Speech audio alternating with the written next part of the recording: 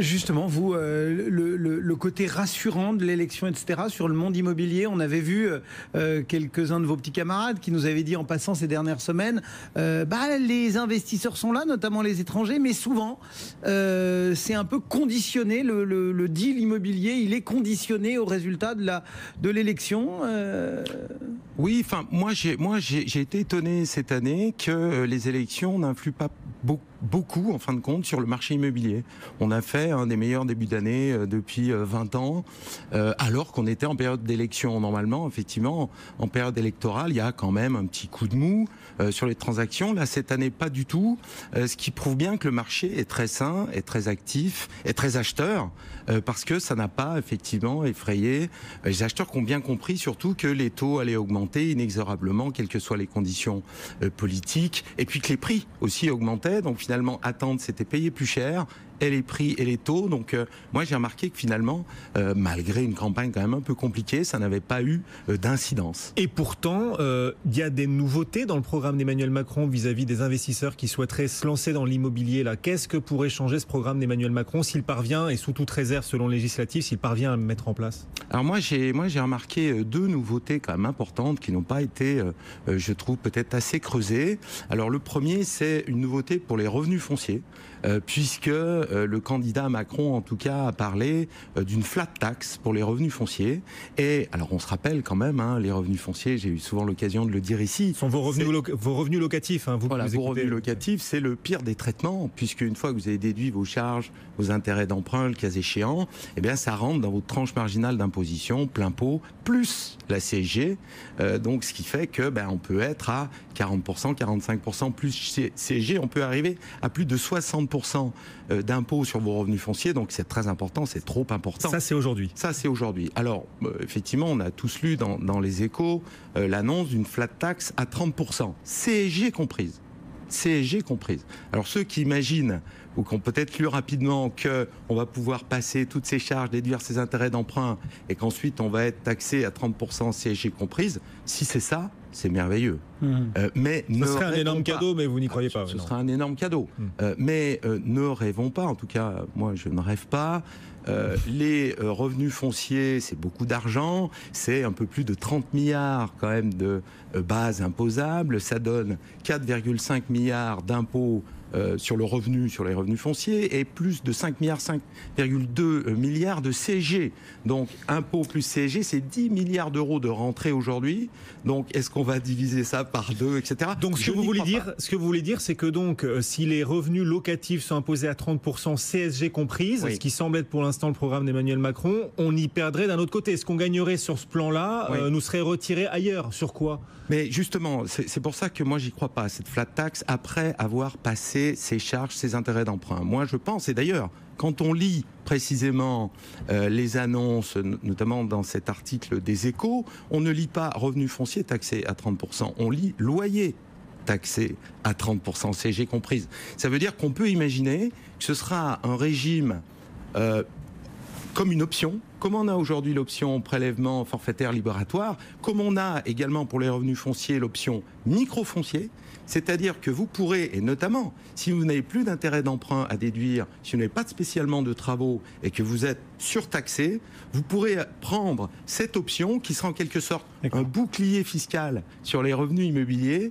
qui vous garantira effectivement que vous ne serez pas taxé à plus de 30%. Et je pense que, en toute logique, on pourra choisir soit l'option réelle, c'est-à-dire comme aujourd'hui, passer ses charges, ses intérêts d'emprunt, etc., soit l'option 30% CSG comprise. Mais ceci dit, si c'est ça, c'est beaucoup mieux qu'aujourd'hui. C'est quand même une très bonne nouvelle, notamment pour les investisseurs qui n'ont plus de crédit ou les gens qui ont hérité d'un patrimoine immobilier en face duquel ils n'ont pas beaucoup de charges et bien sûr pas d'intérêt d'emprunt. Pour ces propriétaires-là, c'est quand même une très bonne nouvelle. De quoi booster l'investissement locatif En tout cas, de quoi permettre aux investisseurs, lorsqu'ils auront fini leur crédit, de ne pas vendre, parce que la fiscalité rend la conservation de ce patrimoine anti-économique. On voit pas mal de retours. Alors vous nous direz peut-être si c'est le cas sur le marché immobilier, même si vous nous avez dit que, contrairement à ce qu'avait mis en avant le Crédit Foncier avec cette étude qui avait porté sur les 7 dernières échéances électorales, eh bien cette année on a peut-être tordu le cou un peu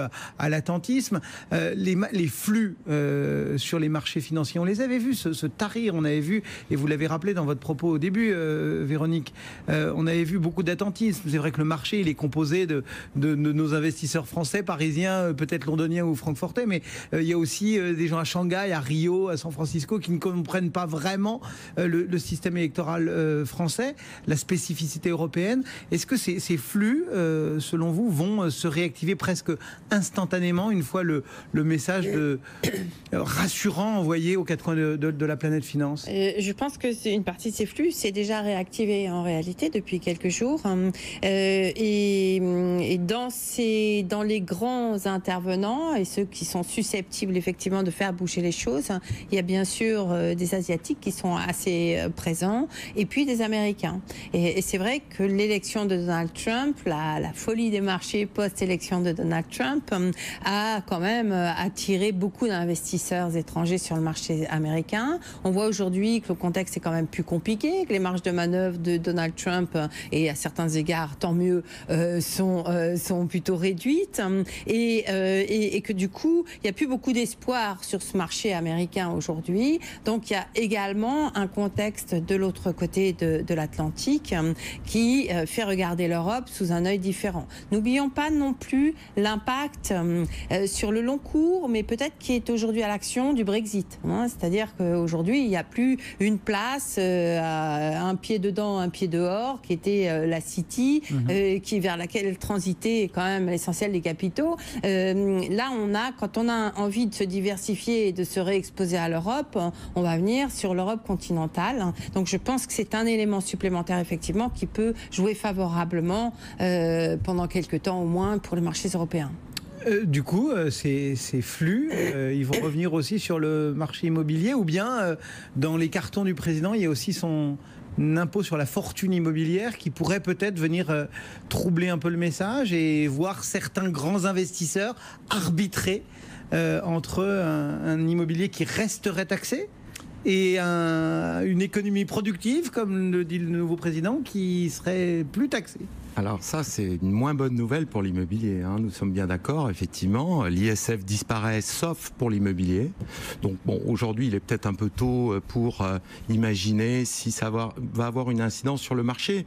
Ce qu'on peut imaginer quand même, c'est que par segment de marché, il risque d'y avoir des comportements différents. Je ne pense pas que ça perturbe beaucoup le marché de la résidence principale, parce que il faut bien vivre quelque part. Et puis de toute façon, il y a... Voilà, on va pas. Je ne pense pas que les gens vont redevenir locataires pour échapper effectivement à l'ISF sur leur résidence principale. On a quand même un abattement aussi de 30% sur la résidence principale. Et puis de toute façon, tous ceux qui sont aujourd'hui à l'ISF, y compris à cause de leur immobilier, ont des valeurs mobilières, des contrats d'assurance vie qui vont sortir de la base taxable, donc qui verront de toute façon leur ISF baisser, en tout cas sur la partie des valeurs mobilières. Je ne pense pas non plus que ça ait d'incidence sur le patrimoine locatif.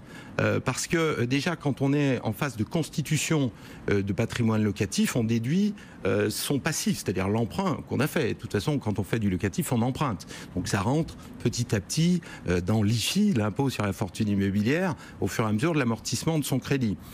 En revanche, on peut s'attendre, et là, on peut imaginer que sur le marché des belles résidences secondaires, là, pour le coup, on n'a pas d'abattement.